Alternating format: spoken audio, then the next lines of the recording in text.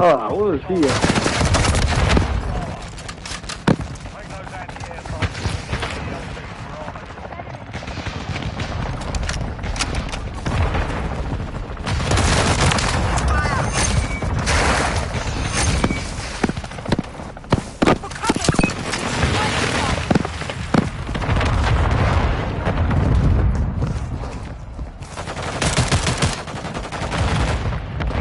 Goodness.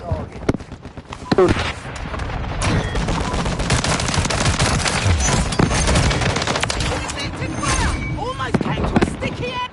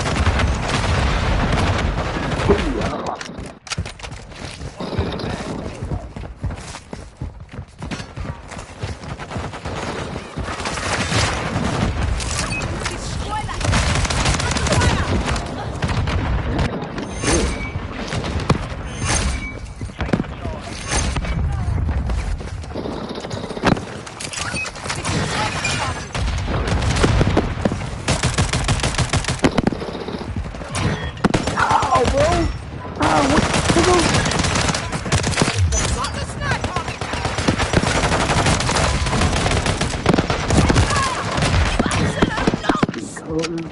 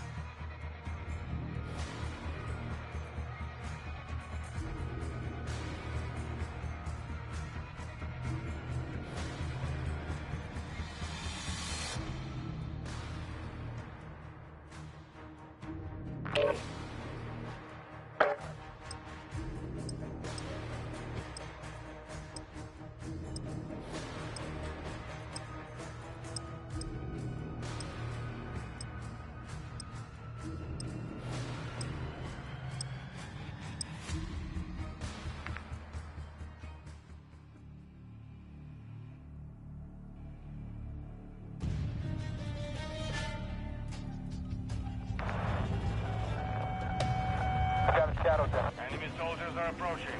Lock this space down and eliminate the threats to protect our mission.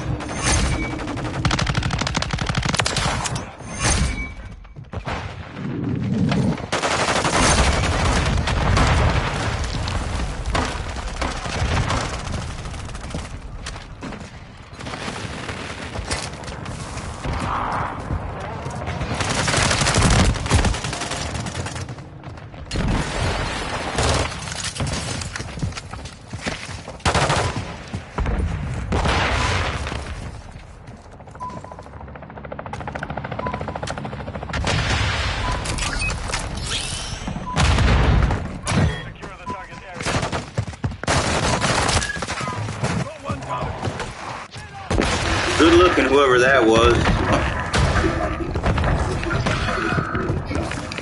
Neighbors vouched, saying that he was a wonderful father and a good man.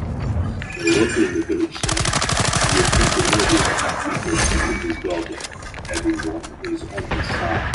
Even the candidate of Russia came forward and cited this line. One common figure said, "If the climate change is your past, means the girls start over, hanging on the house until they start working.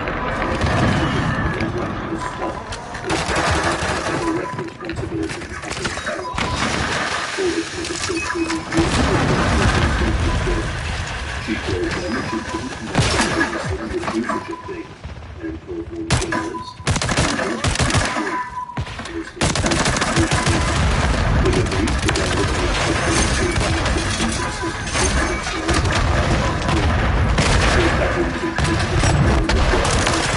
and they concluded that the injury had not been sustained outside of the body. The attack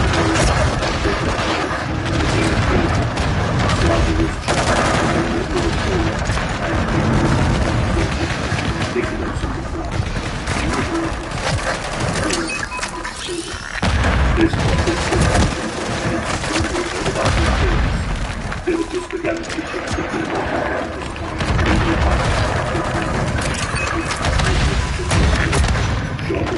Oh, wow. Good shit. That's what I call a fight. At least he's not camping. That was good shit. Okay. Okay, we're gonna play that. Alright. Here we go. Got something for you.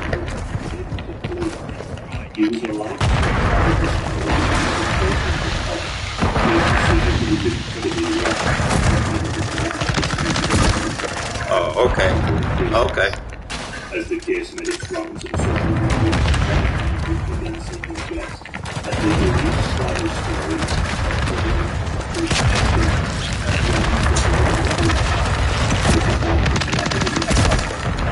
Fuck out of here.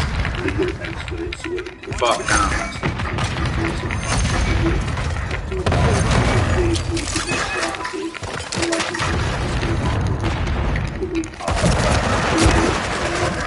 Wow.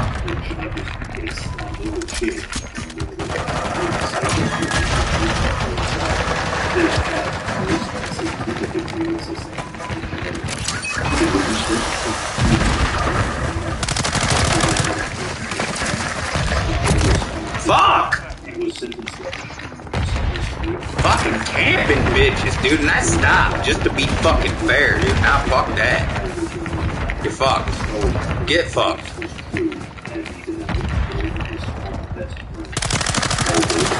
Get fucked. Get fucked.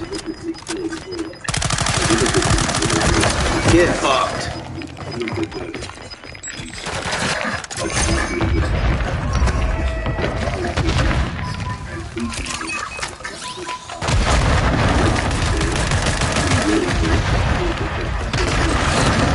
Get fucked.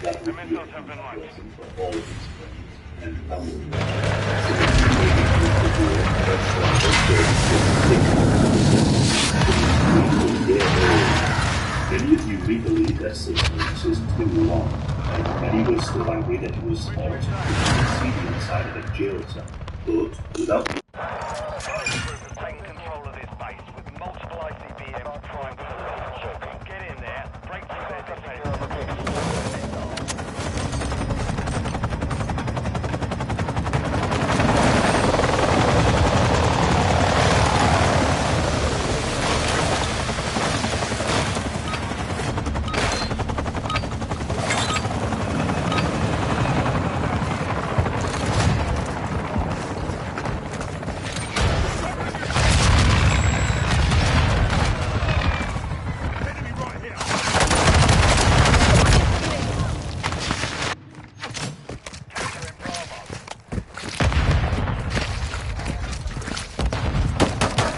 Nothing like a camping bitch getting in your way.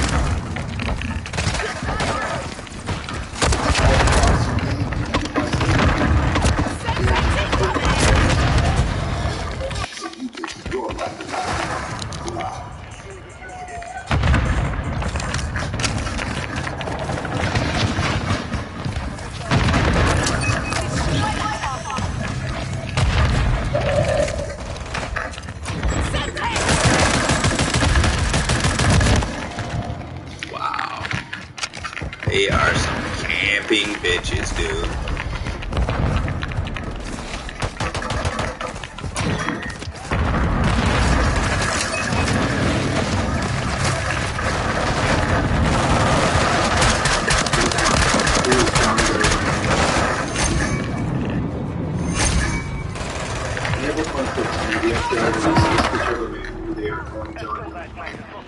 The man is going to be. Sadly, this picture was found in a series of photos where the girl in the picture was being sexually abused by a third female young man. The FBI is now questioning the picture of being information about the girl.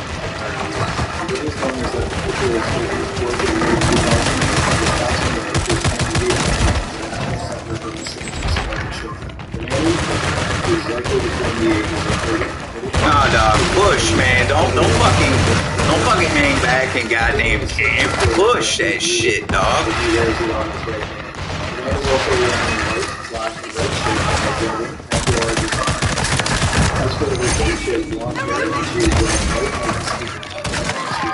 Unfortunately, the FBI. You guys don't push, they're gonna fucking camp, dude. The girl and her abuser could be anyone. The FBI is hoping that someone will recognize them and notify them to take care of the girl still may be before the murder of Alice. On January 26, 1986. Fuck that push, dude. Stop camping. Damn it. Fucking campers.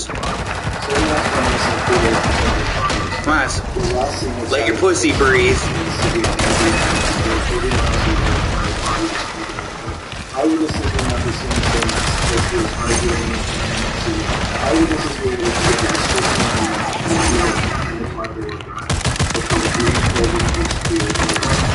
Another person that the police are looking for is the man in this picture. This picture was found in the glove box of Sir Master. Wow, I gotta start all the way back here because you faggots want to camp. Look at you fucking pussy bitches.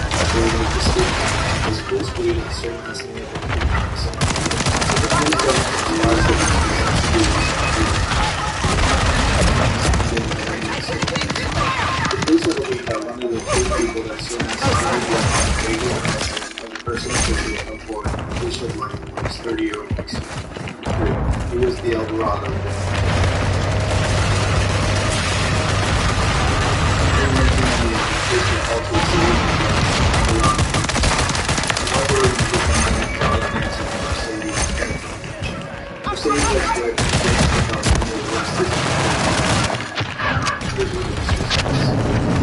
You are some scary camping bitches, dude. Y'all ought to be ashamed of yourselves. Every last one of you. That's when they learned that the real Cheryl Hamwood was walking wild. They have a certain story which they worked together. So Mercedes wasn't really Cheryl Hamwood. Merry Christmas, bitch. Police have several pictures of her, including the ones on the screen. Also on fingerprints and DNA. Even with all that information,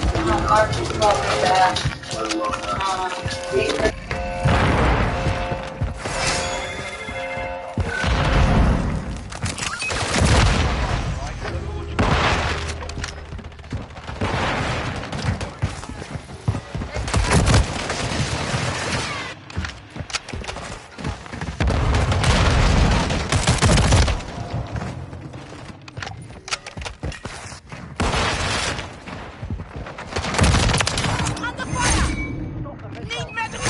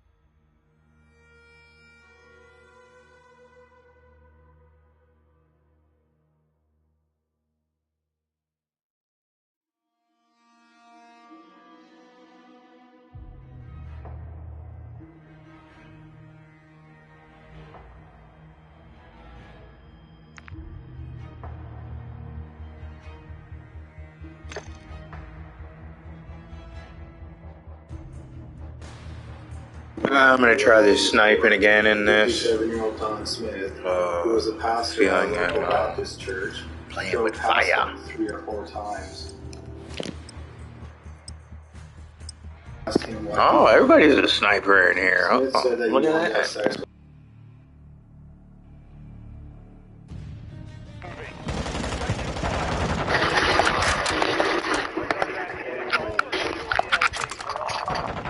Oh no, I forgot. It's this shit. her for a woody That area fucking chimp. where they dumped the body near a pond. After they dumped the body, they used the car to dig the Not long after Smith's body was found, his family his breakfast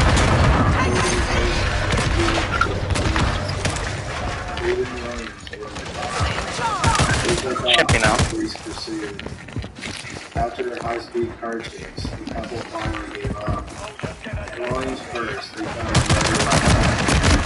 It turned out that besides the car, he was Smith's watch. They also Man, push, don't camp. Push! Push, motherfucker, push!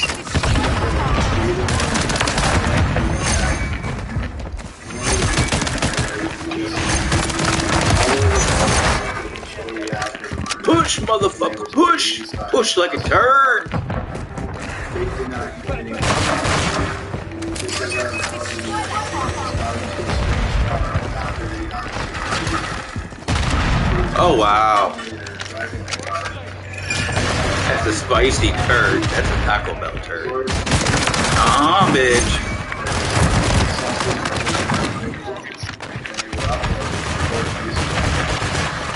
The jury didn't find a story.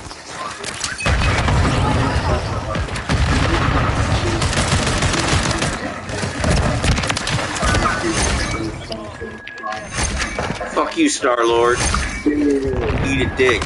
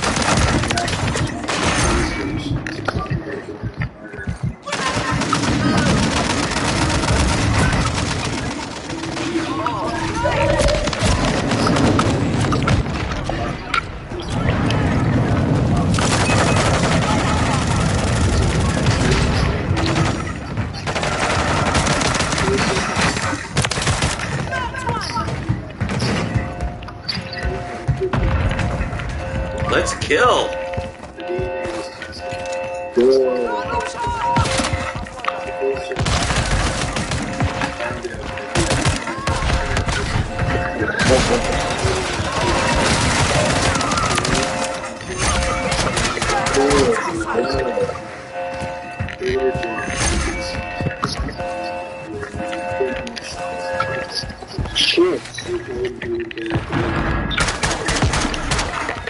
Mark just had no out of surgery. Everything went well. We were rock. Idiot. Yep. Good. Well, saving grace, you know. Wow. Campin' motherfuckers, campin' motherfuckers. You guys like that song? Campin' motherfuckers up in the motherfucking car. Eat a dick, you motherfucker. I didn't like that song either.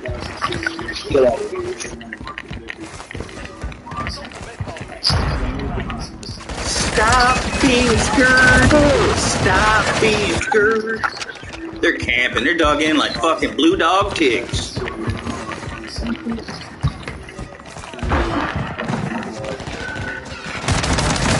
Can't beat 'em, camp 'em. Look at this. Look, they're all camping. Look at that shit. One's in the hallway. One's by the fucking thing. Look at that.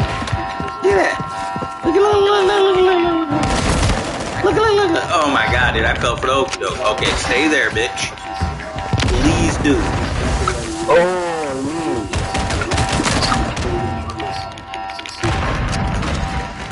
Oh my god, dude. I'm gonna destroy this whole team. Once I can get that one in. Wow, dude. Wow.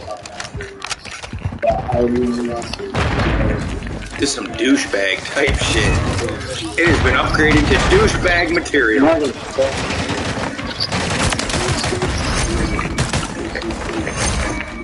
We're gonna counteract this douchebaggery.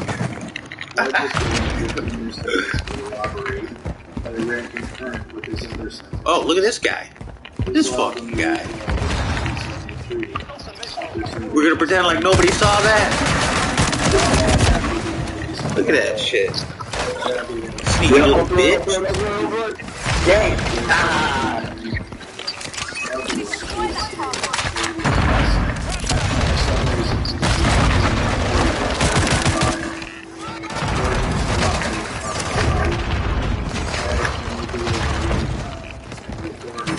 Oh, you fucked up.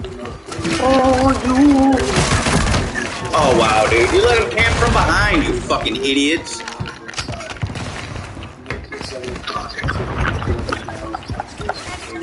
Oh, look at this fucking guy. I'm just gonna stand right here, only because you're a douchebag. You're a douchebag. You're a fucking douchebag.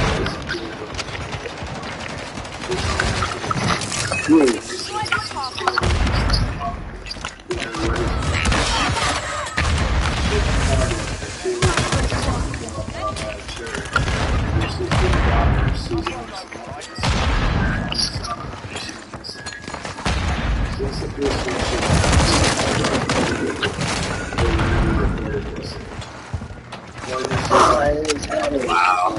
It's hopeless now, dude. They're just camping like a motherfucker.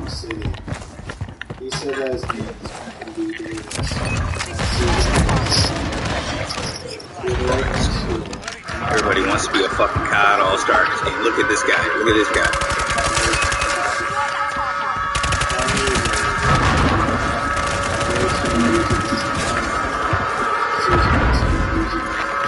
That motherfucker disappeared.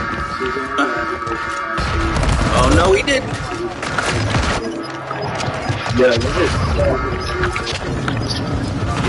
You guys did a great job letting them camp, dude. Every one of you guys want to be a COD all-star. Fuck all you bitches. They moved to Vanillasburg, Florida, and Suzanne worked as an exotic dancer in nearby Tampa.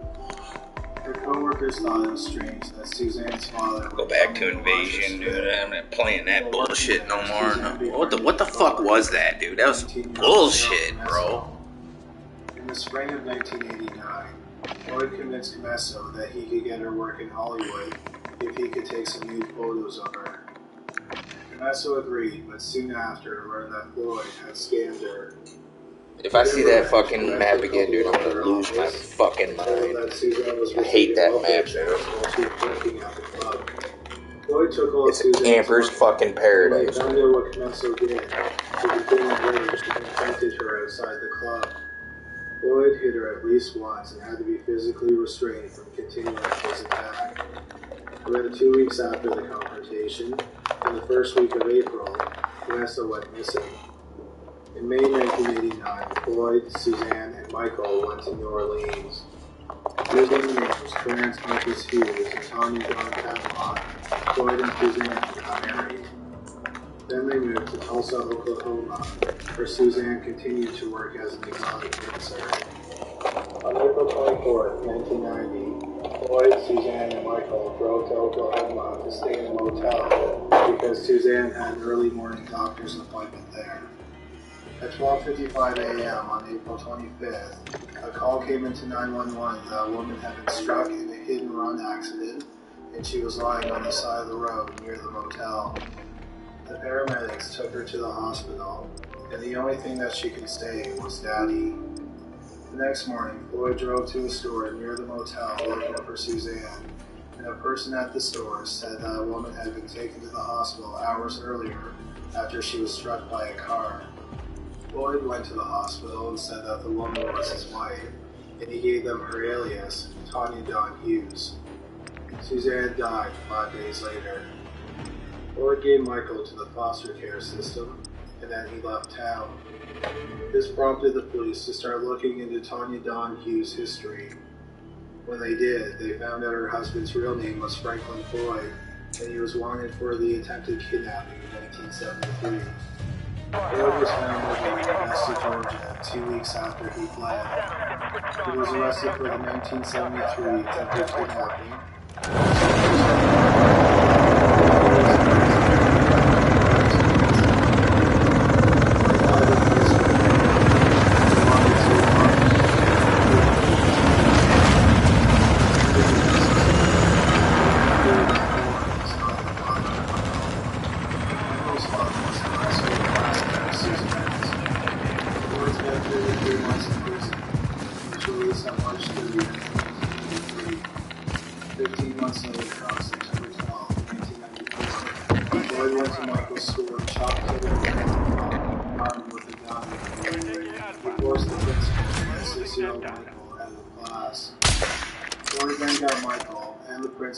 Into the principal's pickup truck. At gunpoint, to the forested area. Once there, he got the principal out of the truck and handcuffed him to the tree. Lloyd then drove off in the truck with Michael. The principal was found 4 hours later, and the police were alerted. 2 months later, Floyd was found in Kentucky. He was arrested at the car sales lot where he worked. Michael wasn't with him, and he has never been found. Floyd originally told the police that he left Michael with someone he knows, and that he is alive and safe. While investigating for him, we found this picture and did some math. They knew that Floyd was in prison at the time that Suzanne would have been asleep, so they knew that it wasn't his daughter. So they asked him what her real identity was, and where did he get it from. Floyd said that he saved her from her mother, who was a drug addict, and he couldn't remember her name. The police tried to find out who she might be, but because no missing persons report was ever filed, he had no idea who she was or where she came from. 5 months later, the body of Cheryl Campin was found in Florida, not far from where she was last seen. Her body was found in for 5 or 6 years. Just 2 days before the stuff came into the town, the principal's pickup truck that Floyd stole was being broken down in parts after it was sold at an auction. 15-year-old Jay's body was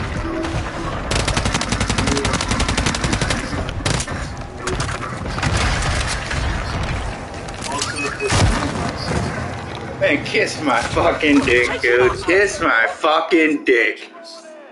The shoulder tied up. Floyd was convicted of killing Cheryl Campin on September 28, 2002. He was sentenced to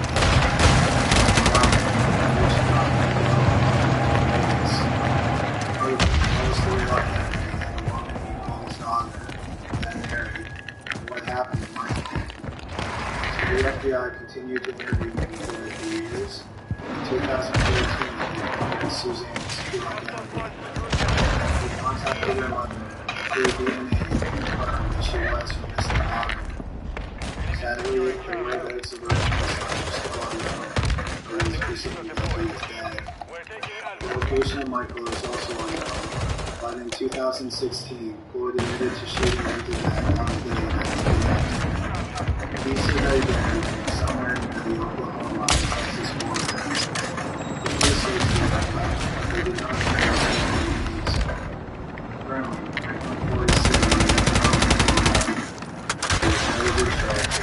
Suzanne, but he is considered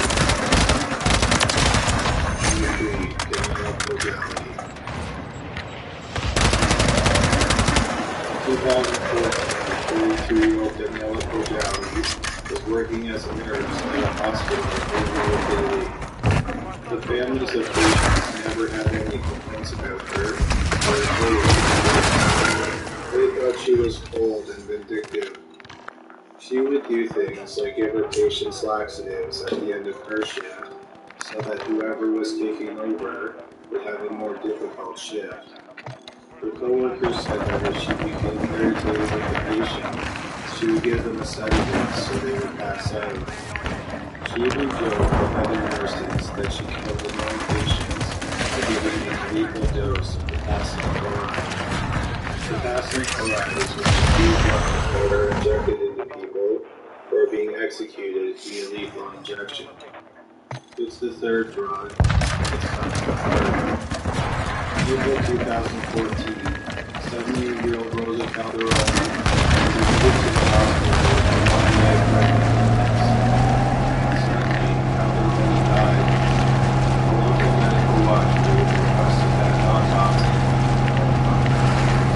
The autopsy revealed that Calderon died from potassium body when she died.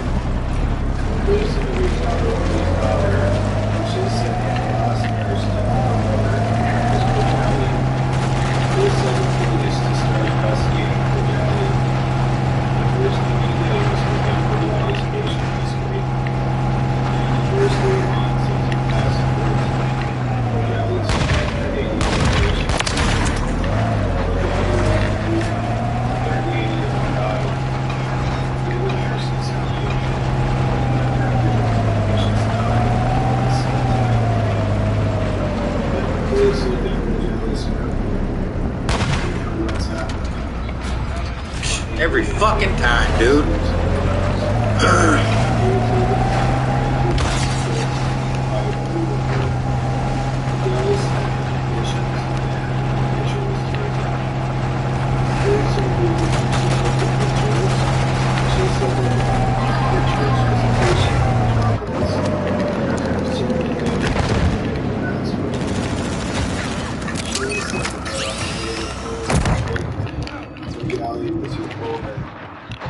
She also said that she was going to the police earlier because she was afraid of Cojelli. In 2014, Cojelli was arrested and she was charged with the murder of Calderoni. Even though she was only charged with 1 murder, she was suspected of causing up to 96 deaths. She was convicted of murdering Calderoni, and in March 2016, she was sentenced to life in prison. And in summer of 2017, Cojelli appealed her conviction. The lawyer said that while there were high levels of potassium in Calderoni's body, it couldn't be determined if that was the actual cause of death. He also pointed out that there is no evidence that she was involved in any other deaths.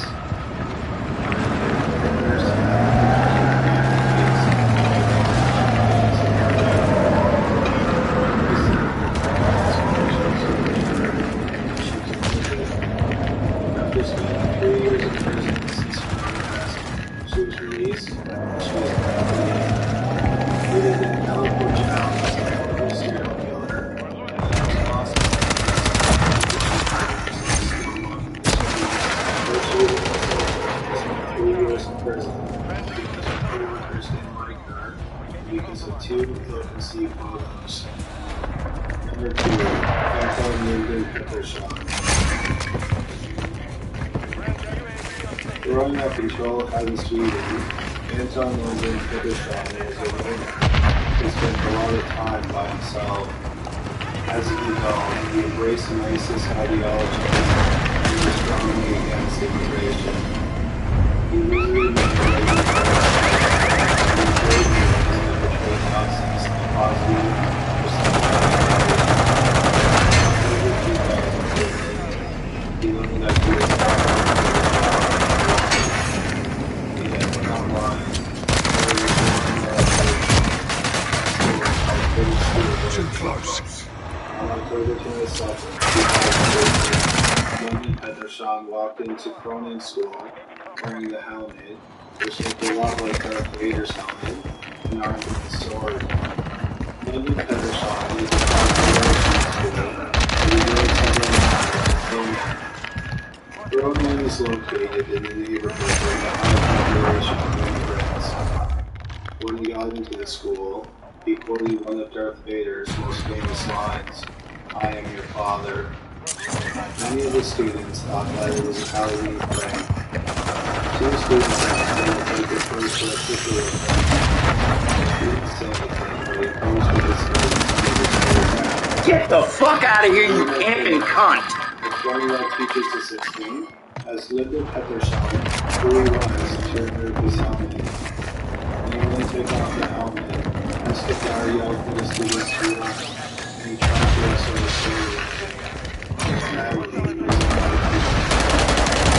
After stabbing the teacher's assistant, he started rolling around the school looking for other victims.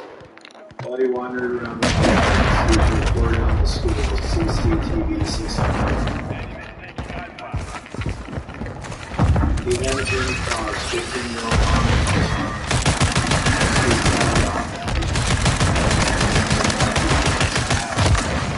He found the class being Wow. 42 Wow. teacher. That's some serious fucking camping, dude. That is some serious fucking camping. Hey, I'm only one guy, fags. You want to help me out, or y'all gonna try to be COD All-Stars? Gonna be All-Stars, huh? He knocked on the door of a classroom. 15 of Lockheed Castle into the door.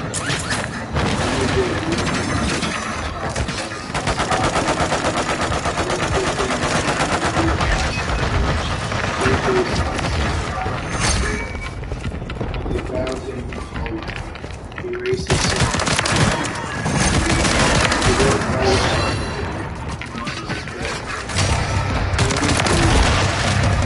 He wrote the stand guard and all that died at the scene. Amso and Lockheed. Move, you camping bitch!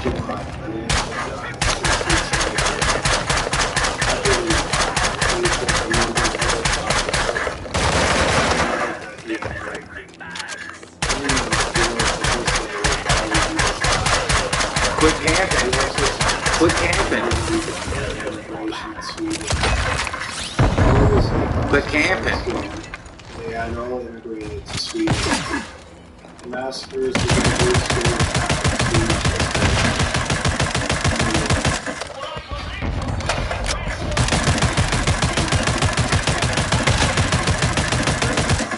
Robert Burnett.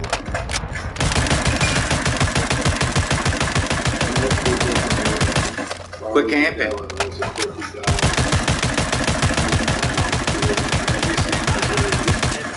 Quit camping.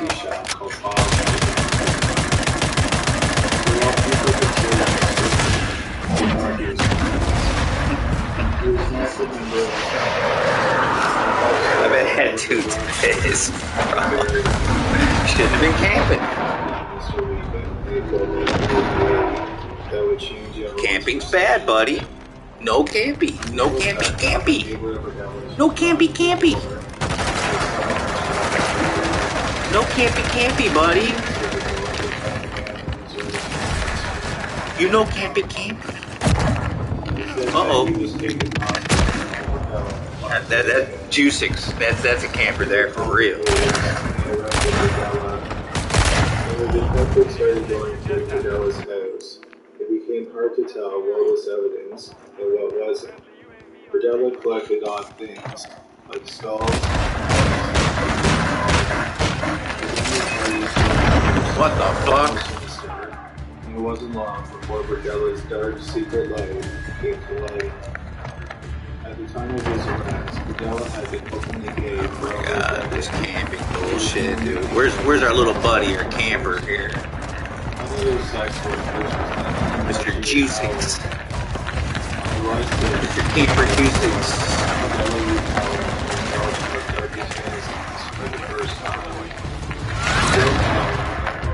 Juicix, you tried camping, buddy. You tried camping, buddy. You're just a shitty camper. I mean, sorry, buddy, but you're just a shitty camper.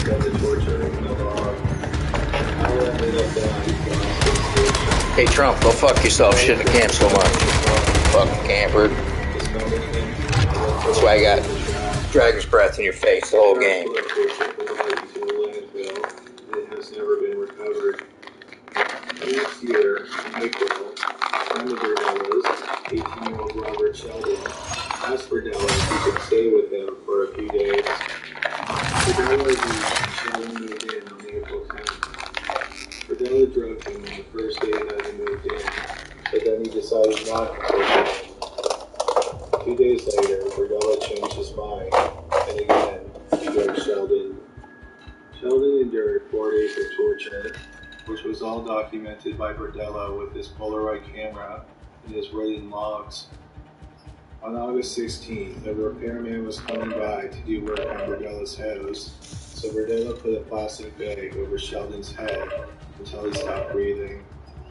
He drained the blood from the body in the bathtub, and then he dismembered him.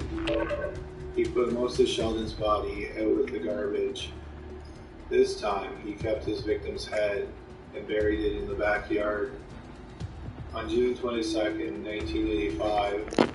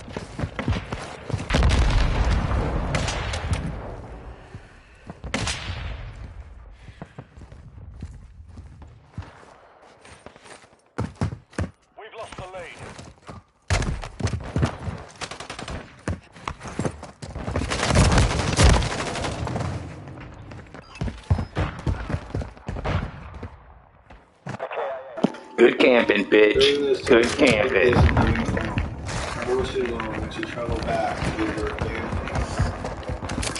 She was always with by several different names. These were people whose name was Robert Bob Matthew, Tom Patterson, Tom or Robert Tate. Williams left several family members that she was afraid. She also said she wanted to leave her, but she couldn't. Gonna camp through the whole game, bitch? Years old. Stopped calling her name. Around the time they lost contact with her, Williams' boyfriend called her family. He said that Williams had left him. But Williams' family never saw or he also heard her by multiple names. 30 years later, Williams' family still doesn't know what happened. They believe that she was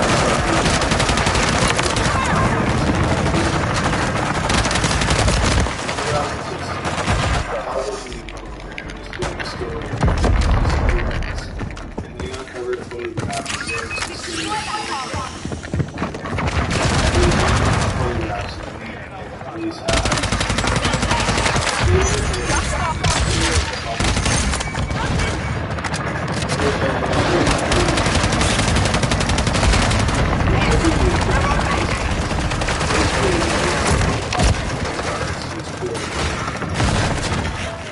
The police are hoping that someone will recognize the man and make contact with him.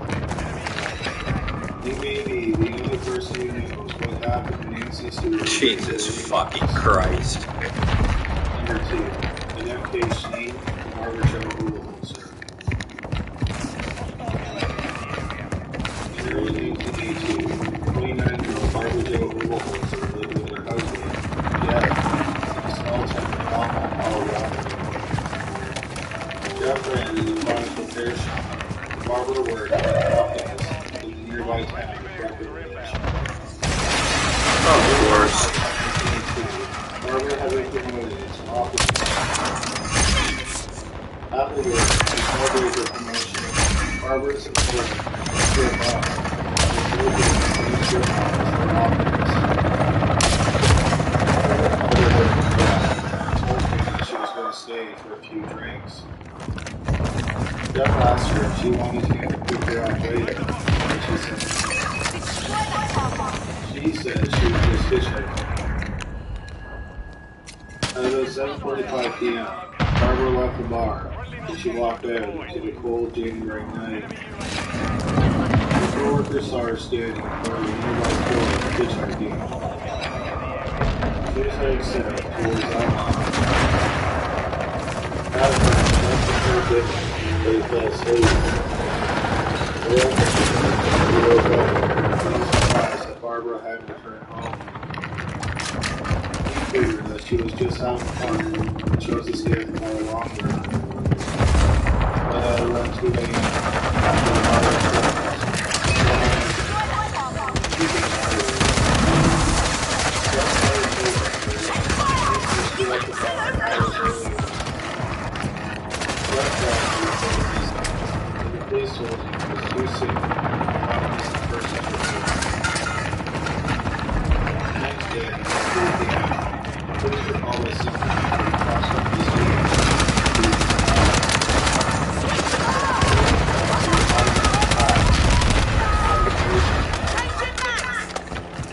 A woman's body had been found in the parking lot of the summit. The body was identified as 29-year-old Barbara Joe Hoover. Based on the evidence found at the crime scene, the police were able to figure out what happened. Police believe that the killer picked up Barbara and started driving home. He then pulled into the parking lot of the summit and tried to bound her with plastic footballs. They think this is what happened because her keys were found in the parking lot and there was a plastic zip tie on one of the doors. Police believe that Barbara followed her attacker. The police mentioned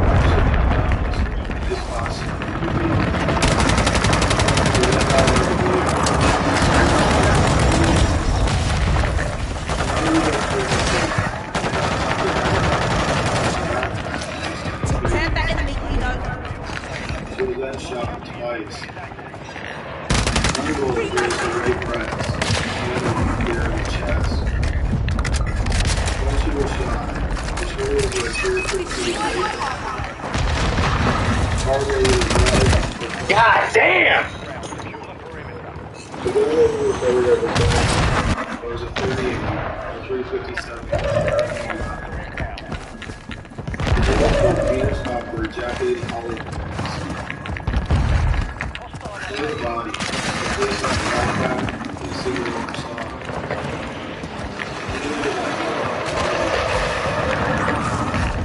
Stays in history as the clearly items belong to him. Without this real assault, 6 months later, the body of Campin and Blue Snake was found at 16 miles from Holmes Mall. Another wearing the other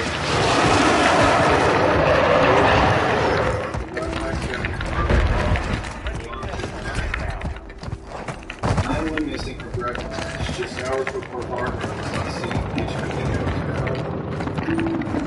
At about 4:35 p.m., the issue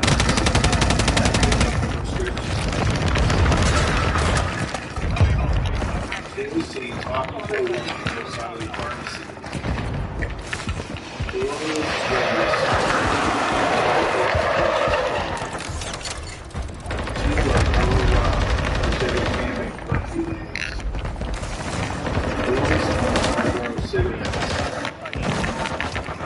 And that was her door that was attached to the hotel at 8 p.m. but she never made it to her son. She didn't even make it home to pick up her work uniform. This thought that after she picked up Oh, fucking course. Oh, fucking course. Dude, this is fucking ridiculous, dude. This fucking camping, dude. Mad Dog Camping. Mad Dog Gaming. Yeah, okay, bitch. Fucking camper, dude. this thought, she also ran. Look at this fucking camping cunt.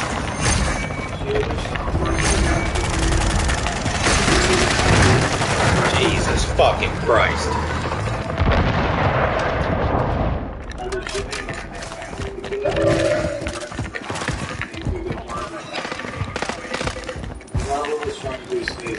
Yeah, camp it out, douchebag. Camp it out, douchebag.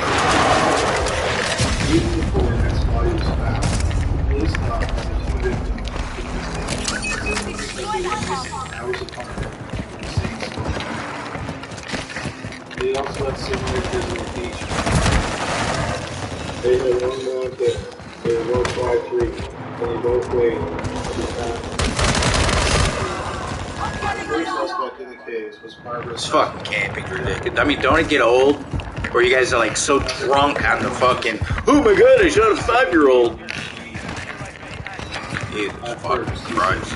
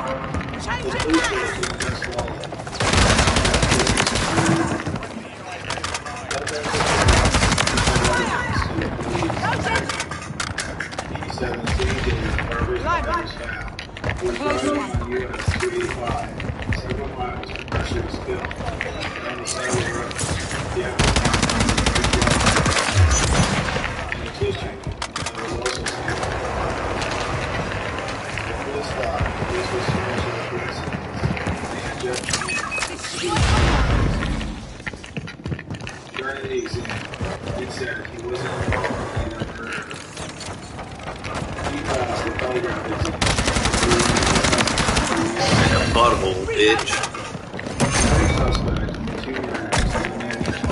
Camping, motherfucker. God, I can't stand campers.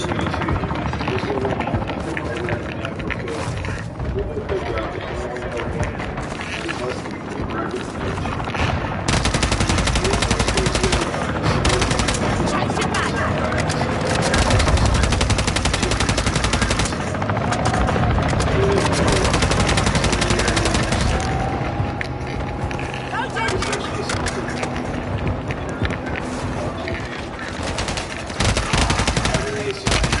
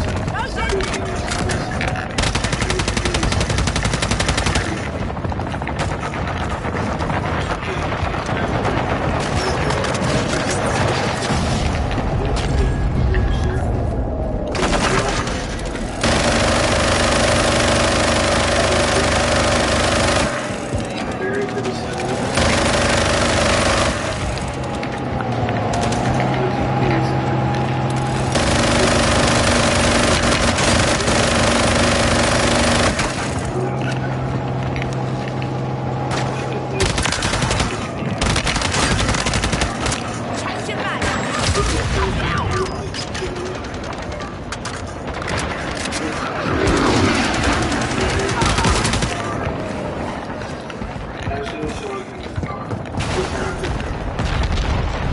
He could see him breathe.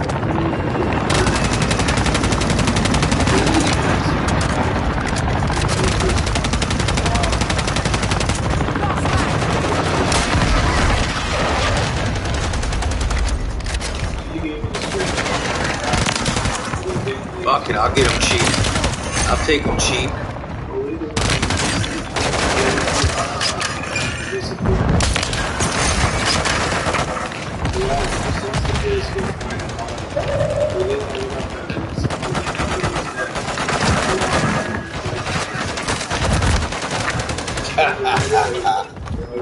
Fucking faggot. Snipers, the victim of 32 Charlie Jones, who was hitchhiking in Delray. With Jones in the car, he stopped off at a remote cabin for a few minutes, and then he started driving. He then found an isolated area and left the car. You faggots tried to camp. They assaulted and beat Jones, but ultimately, they were dead. Well before the assault, she gave the police notification of the cabin to stop. The police walked with them. A few days after the assault, Luther returned to the cabin and arrested. In January 1995, he was convicted of sexual assault and he was sentenced to 17 years in prison. A month later, Cheryl boyfriend told the police where to find her body. When her body was found, the Denver Post ran an article on it. The article featured a photograph of Tom Luther. Heather Smith recognized him as the man who attacked her. Smith told the police that Luther was her attacker, and he was charged with attempted murder. In the spring of 1996, Luther was found guilty of second-degree murder in the murder of Cheryl Elder. A month later, he was found guilty of attempted murder for the attack on Heather Smith. He received a sentence of 48 years for the second-degree murder conviction and 50 years for the attempted murder conviction. While Luther was in prison, he bragged about killing Barbara Oberholzer and Annette Schnee. Annette and Barbara were similar to Luther's other victims, who were all petite young women. The police interviewed Luther about the murders of Annette and Barbara, and he denied being involved. Luther took 2 polygraph exams, and he said he did kill the 2 women. He failed both times. A third suspect in the murders of Annette and Barbara is Tracy Petrocelli, who also went by the name John Maida. In the fall of 1981, Petrocelli and his 18-year-old girlfriend, Melanie Barker, broke up. Barker said she left Petrocelli because he was abusive and he was addicted to gambling. After the breakup, Barker moved from Reno, Nevada to Washington State. Petrocelli followed her there. Then one day in April 1982, Petrocelli kidnapped her as she was leaving work. He held her captive for 3 days, and during that time, he beat her. On the 3rd day of her captivity, she was finally able to escape, and Petrocelli was arrested. A month later, he was given a suspended sentence for kidnapping, and he was sent to a drug rehabilitation center. Petrocelli ended up leaving the program without completing it. Then one night in October 1981, Petrocelli showed up at the bar where Barker was working, just outside of Seattle. He dragged her outside and shot her 3 times while the patrons of the bar watched on in horror. Petrocelli then went on the run. During his time on the run, it is suspected that Petrocelli traveled around the country and made friends with other criminals. He would team up with these men to commit robberies, which often ended with them killing the robbery victim. Then after the robberies, Petrocelli would kill his accomplice. Around the time that Annette and Barbara were killed, Petrocelli was in Colorado. He and an accomplice, who has never been identified, went to a car lot in Thorne, Colorado, which is about 85 miles from Breckenridge. Petrocelli and his partner asked the salesman if they could take a car for a test drive. The salesman got into the car with Petrocelli and his accomplice. At some point during the test drive, Petrocelli's accomplice shot the salesman in the head. The salesman ultimately survived the shooting. Petrocelli then moved on to Nevada. On March 29, 1982, about 3 months after Barbara and Annette were killed, Petrocelli visited a car lot in Reno, Nevada. He got 63-year-old salesman John Wilson to go on a test drive with him.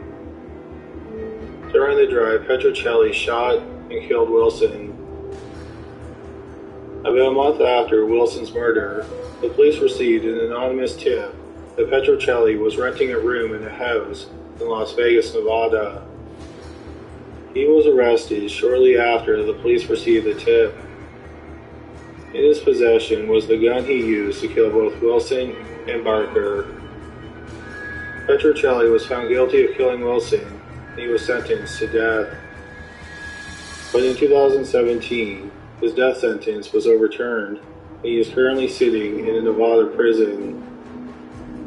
Petrocelli was asked about his time in Colorado, and he said that he only spent one night in the state. He said he spent a night at Breckenridge. The hotel he stayed at was attached to the bar where Annette Schnie worked. The police have DNA samples from the man who killed Annette and Barbara, and the police compared the DNA to all three suspects. First, they compared the DNA of Barbara's husband, Jeff. It was not a match. Jeff was also able to supply alibi witnesses who saw him or spoke to him on the night of the murders.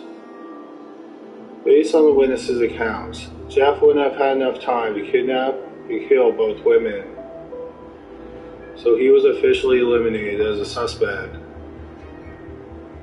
Next, the killer's DNA was compared to the DNA of Thomas Edward Luther, who attacked a woman in Breckenridge a month after the two murders. He also supposedly bragged about killing Annette and Barbara while he was in prison. His DNA was not a match either. Finally, Tracy Petrocelli's DNA was compared to the killer's DNA. Just like the other two suspects, his DNA did not match. But at the time of the murders, Petrocelli was working with an accomplice who has never been identified. It is possible that Petrocelli and his accomplice killed Barbara and Annette together, and the DNA belongs to his accomplice. But since the accomplice has never been identified, this is only speculation on the police's part. Luther and Petrocelli have not officially been eliminated as suspects.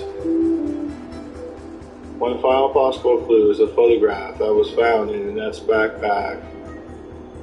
Annette's backpack was found near Barbara's body.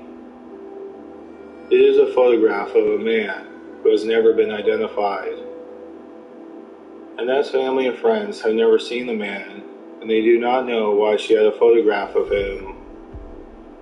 The police think it's possible that Annette found the photograph in the killer's vehicle, and she put it in her backpack as a way to identify him later. But this is just speculation on the police's part. The police hope someone will recognize the man because they would like to talk to him and see if he knows anything about the murders of the two women. Since this holiday season, be charged with a PF Black Card for $1 down and $24.99 a month. Cancel anytime. Deal ends November 30th.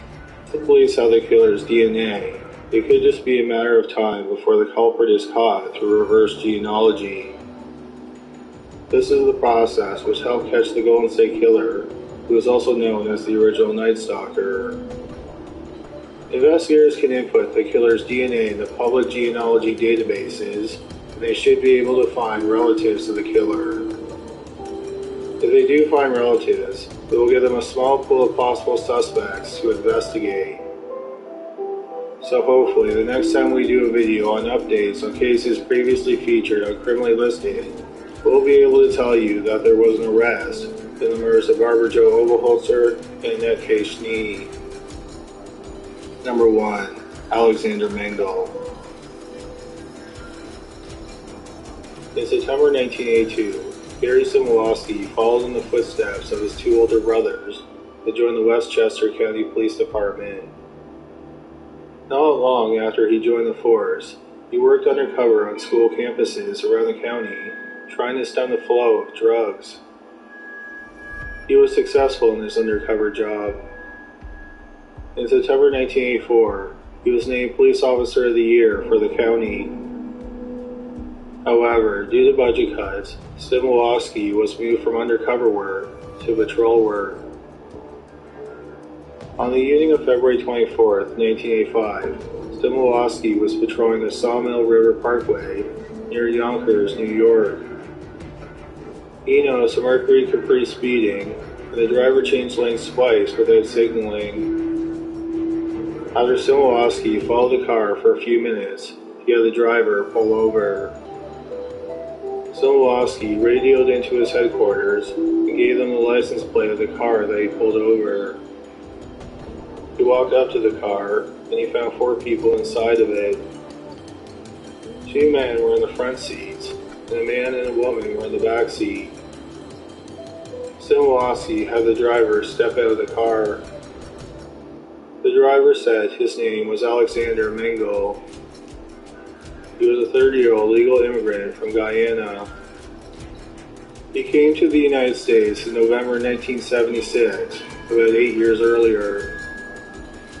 His family had moved from West Germany to Guyana sometime after World War II. It's not clear if Mengel was born in West Germany or Guyana. For the past 8 years, he had been living in the Bronx. He told Simulowski he had a New York driver's license. Mengel explained that he and his friends had spent the weekend hunting in the Catskills Mountains. He opened the trunk, and he showed Simulowski the guns that were inside. Simulowski asked to see Mengel's driver's license, and Mengel said he would have to find it. Simulowski went back to his car, and he radioed in to his headquarters.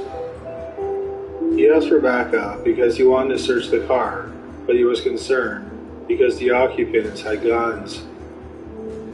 He asked the dispatcher to check the database to see if Alexander Mengel had a New York driver's license. The dispatcher told him that no one with that name had a New York driver's license.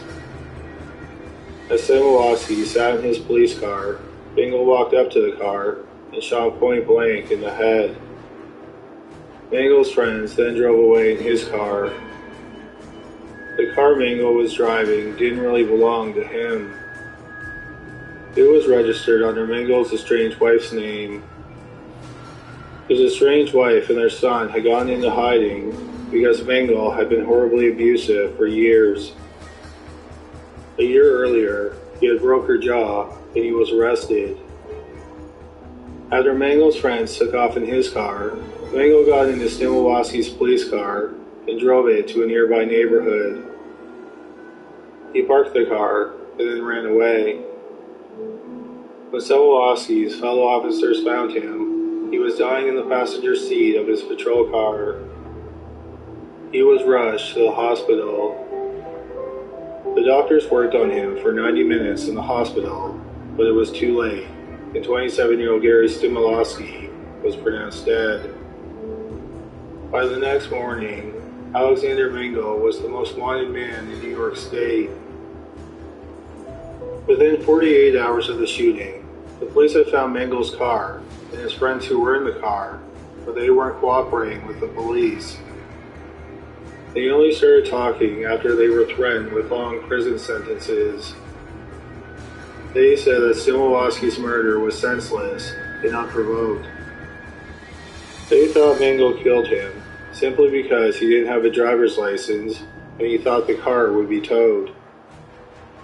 They swore they didn't know where he went after the shooting. Around the same time that Mengel's friends were talking to the police got an anonymous tip from a young man in Buffalo, New York, that Mengel was in Toronto, Ontario, Canada. The police tracked down the caller, It was a young man who was a friend of Mangel's sister. The young man, who was a college student, said he was walking across his campus when he encountered Mengel. He told the police that Mengel looked considerably different than the last time he saw him. He was clean-shaven.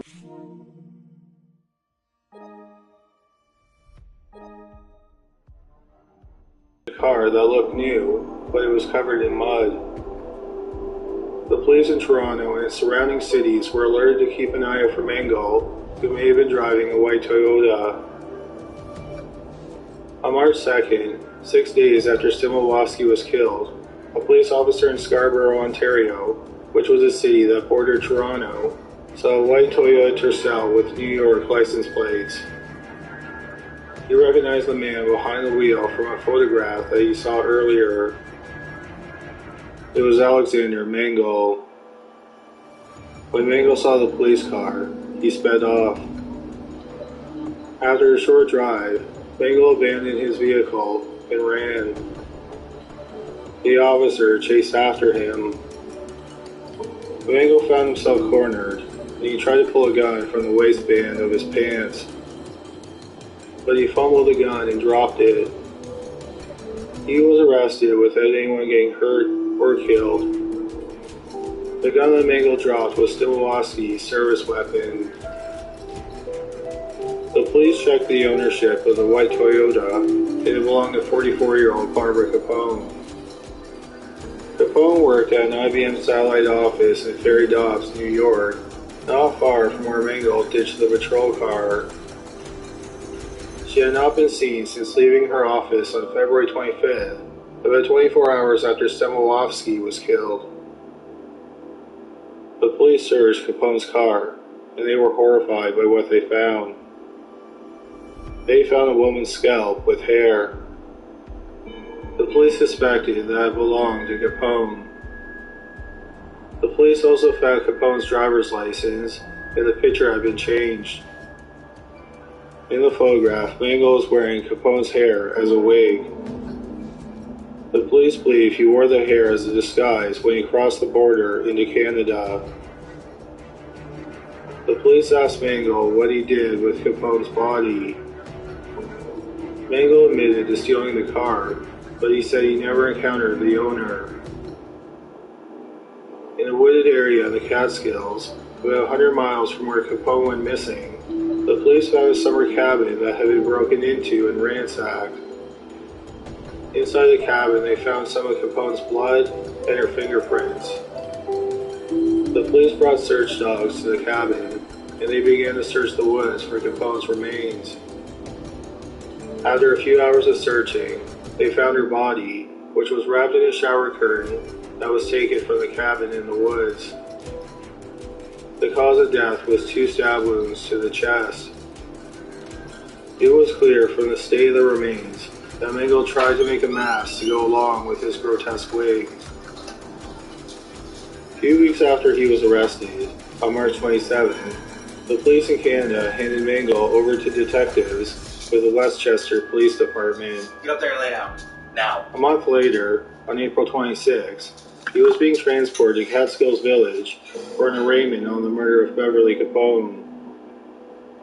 At the arraignment, he pleaded not guilty. He was then put into the back of a police car with his hands cuffed in front of him. As he was being driven back to Westchester County, he attacked the officer who was in the seat next to him. First he headbutted the officer, and then he started biting him. During the attack, Mengel tried to pull the gun out of the officer's holster. The officer's partner, who was driving, pulled the car over. He then shot Mengel in the head. Mengel was pronounced dead at the scene. The officer who was attacked was taken to the hospital, and he had to get stitches. The police don't think that Alexander Mengel's gun murder spree was the only murders he committed. In fact, they think he was a serial killer. One potential victim was 13-year-old Antonella Mattina. Antonella lived in Flushing which had enabled